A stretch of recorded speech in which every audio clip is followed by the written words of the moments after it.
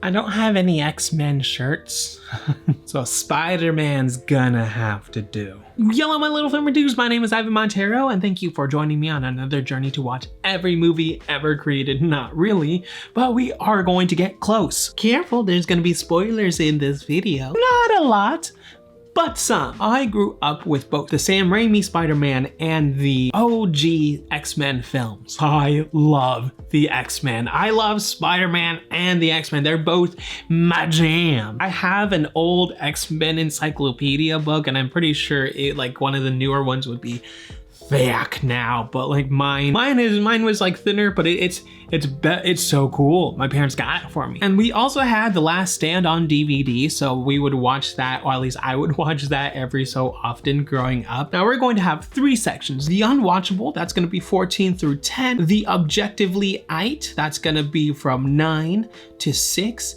And the top 5 from 5, well, all the way down to 1. There are 14 of these, and I rewatched all of them this year just for this video, and let me tell you something, some of these were a real chore. So coming in number 14 is X-Men Origins Wolverine. Dead last, man. This movie is dead last. Even as a kid, I knew that this would be the worst, and it was so hard to rewatch. The only things I actually like about this, even as a child, was Gambit's flashy powers and John's powers, which John is played by Will.I.Am, and that somehow didn't translate as a child because, again, I was a kid. This movie should have been a no-brainer. With everything that went on behind the scenes, this was a writer's strike movie, which is very interesting because Deadpool and Wolverine was a writer's strike movie, but this is very much the worst X-Men movie ever made. It's super unwatchable, and I had to take pauses and I had to take breaks. It was hard to do, dude. 2.5 out of 10. Coming in at number 13 is X-Men Apocalypse, directed by Bryan Singer. Filmer dudes, I knew X-Men Apocalypse was bad, but when I rewatched it, guys, what happened to the VFX? Did Disney Plus upload an unrendered version? Because look at it, look at that drop shadow.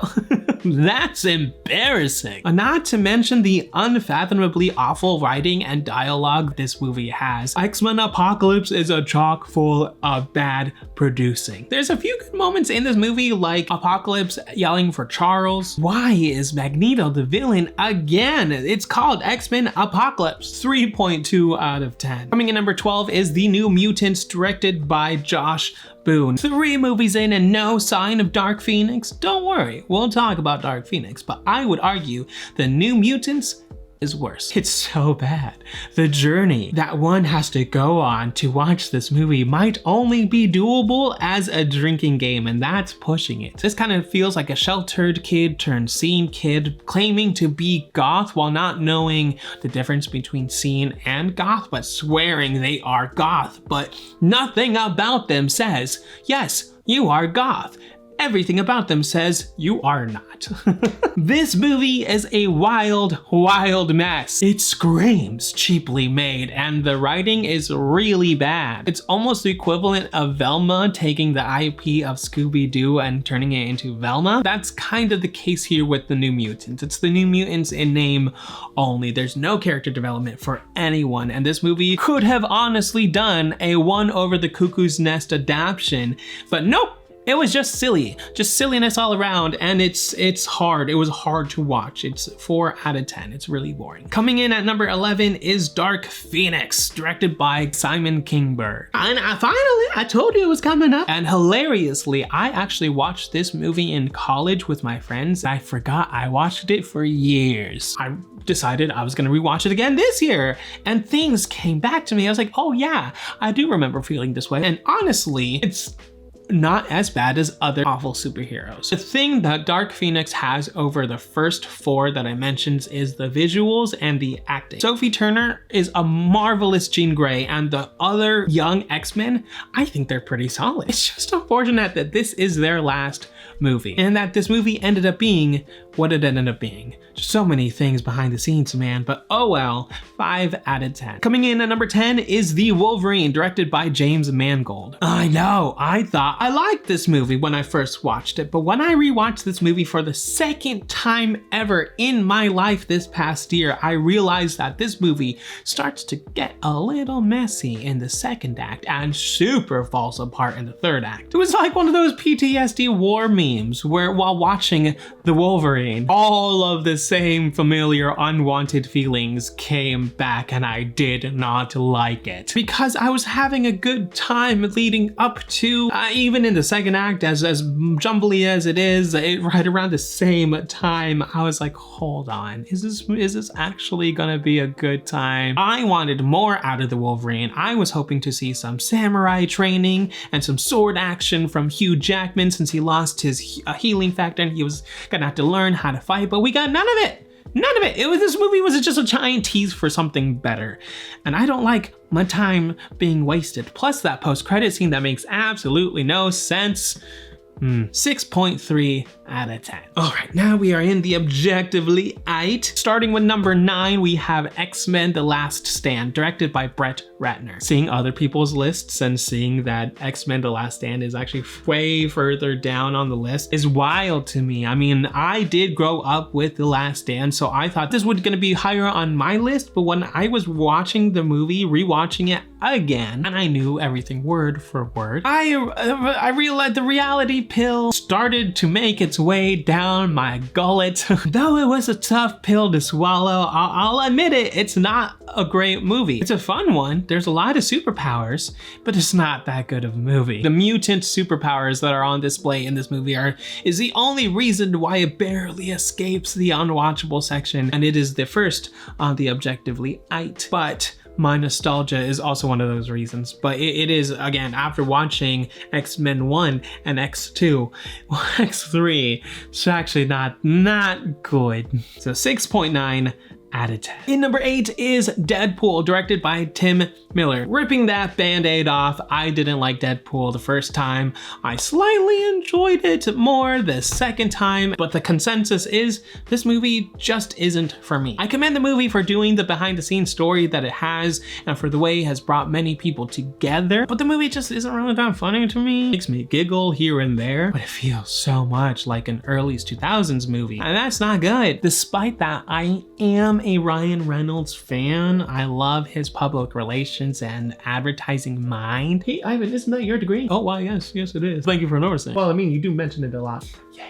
So I give it to him. 7.8 out of 10. Coming in at number 7 is X-Men, directed by Bryan Singer. The one to start it all, the classic X-Men film that set the tone for the comic book movies going forward for a decade, arguably more. However, even growing up, this one was a little weird for me. As an adult, I enjoy it a lot more. Especially the drama is exactly how it is to read a classic X-Men comic. And I do love me a good X-Men comic. Here's the thing. Even this X-Men movie gets it wrong in certain places. But this is the closest we have ever been to seeing the X-Men portrayed in their classic form from the source material. It's just very dated. So this is more like a fine wine. 8.4 out of 10. Coming in at number 6 is Deadpool 2, directed by David Leitch. And I actually liked Deadpool 2. If you wanted to have a Deadpool 2 movie night, I would say sure. The beauty of the Deadpool movies are that they are very simple in story, and sometimes they don't even have one, but there's not that much complexity to them. They tell you exactly what they're going to be about, and that's what they focus on for the rest of the movie, and without any deviations onto other plot threads sometimes. Deadpool 2 to me feels less gratuitous and more Deadpool focused and more story focused, and I was able to enjoy this movie quite a bit more than the first one, hence why it's higher on the list. I'm just a fiend for flashy superpowers, and we didn't get that many in this movie. We were given some really good creative visual displays of superpowers with dominoes. I think that whole sequence was really well done, but the rest, we should have seen more of Deadpool's friends, but 8.6 out of 10. Now we are in the top 5, and this is where the ranking gets a little tough for me because there's many variables in deciding what is the best X-Men film, because I am basing this on rewatchability. Although I do recognize that there really isn't a perfect X-Men film, there just isn't. Those are just facts. There's great X-Men films, but there's not a perfect one, not yet in my opinion. X-Men 97 is the closest, but that's a show, so we're not really gonna see that on this list. Otherwise that'd be cheating.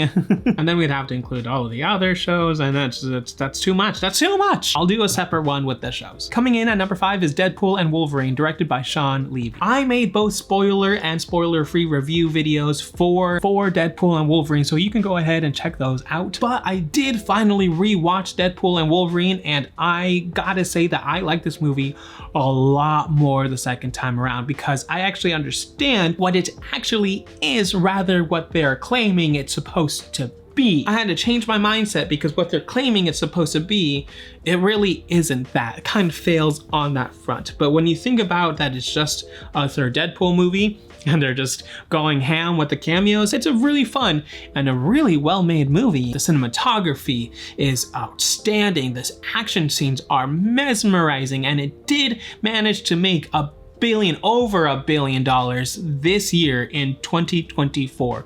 So you kind of had to give it to Ryan and Levy for literally doing the impossible. But as chaotic as it is, you have to admit that the story is a bit messy and it's a bit overcrowded, and the pacing is a bit all over the place as well. I would have liked it if Cassandra Nova would have survived and went on to discover that Paradox was betraying her in a post-credits scene after Deadpool had already resolved Paradox, so that she could be a real multiversal threat. She's awesome as a comic book character, and she was really cool in this movie, but we need a movie with her destroying 16 million mutants with Emma Corrin playing her, because I thought that's what this movie was going to be, with her eliminating the entirety of the Fox universe.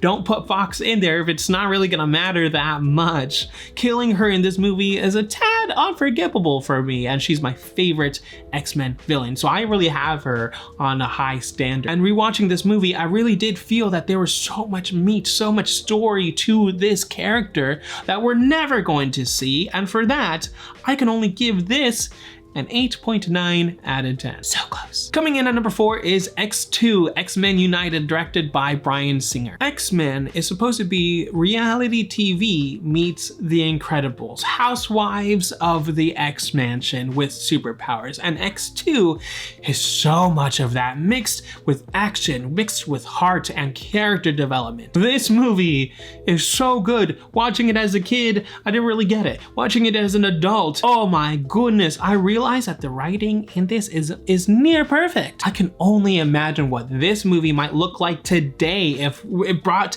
today's standards. Is this movie a little bit dated? Sure. Did I want more from Iceman? Yes. But at least Nightcrawler looked amazing. There are only a handful of sequels I would consider better than the original: Shrek 2, Puss in Boots: The Last Wish, Avatar: The Way of Water, and X2. 9.4 out of 10. Coming in at number 3 is X-Men Days of Future Past, directed by Bryan Singer. So it's not uncommon for people to flop between this one and my number 2, just to give you a small hint of what that is. But let me just say a few things that I don't like about this movie that really solidifies it underneath my number 2, comfortably into the number 3 spot. Things I didn't like: Kitty's unexplained new powers. My theory is that she's developed her abilities of intangibility to the point where she's able to slip someone's mind through time and space. Though she can't physically send someone through time because that's harder to do because it's a physical and a lot more mass, but a mind is intangible. Kind of makes sense when you think about it that way. Sending the mind would be easier to do, but I hate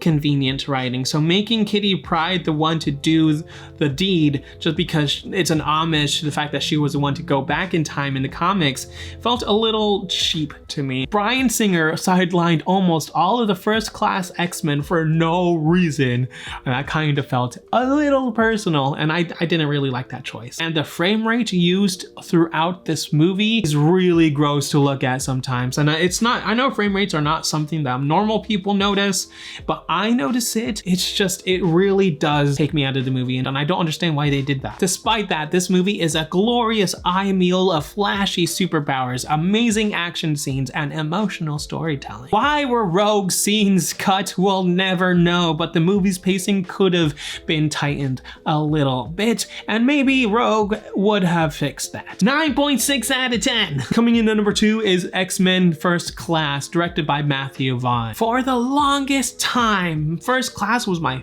favorite X-Men film, and it still might be on a technicality that it's an X-Men film with a lot more people than just one. However, a lot of the flaws I have been trying to ignore for so long became evident on this last rewatch. Honestly, I don't think Matthew Vaughn quite knows how to do superpowers, but the tone, my God, the tone, the score, the cast, all near perfection. I think Matthew Vaughn understands characters so well, which is why he is able to set up moments and scenes gloriously that serve the purpose of the story and have really good payoffs. And it's why I enjoy Matthew Vaughn's films a lot. But killing an unkillable mutant?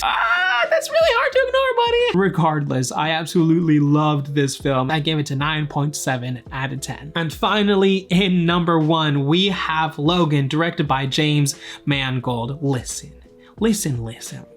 I've only ever seen this movie once in theaters. I've not seen it again out of reference for this movie, this film, this cinema piece. Logan is a near perfect film for me. If it weren't for the fact that at the time, making your hero play a version, now called a variant, of the hero was starting to become a thing, and it stuck for a while. It's honestly a cheap way to not pay another actor to be a villain. Oh, we'll just have you play the villain themselves, and we'll just give you a little bit more money, but it's not going to be as much as paying a whole other actor. It's such a cheap move, and I don't enjoy it. I don't enjoy that trend. I was just hoping that we would get a more full circle moment with a different villain, with maybe his creator or William Stryker or Sabretooth. Just anyone other than another Wolverine.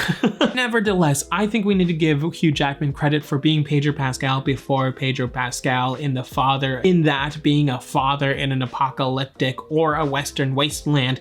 Hugh Jackman did both! Honestly, this is everyone's favorite X-Men films, but for good reason. The ending broke me when Laura finally called him dad or daddy. I can't remember what it was, but oh man, it gets me every single time. 9.9 out of 10. But well, that is it. That is my ranking of all of these X-Men films, all 14, including Deadpool, Wolverine, and the New Mutants. What is your ranking? Let me know in the comments below. My social media links are in the description below, and I will see you next time. You've just been Montified.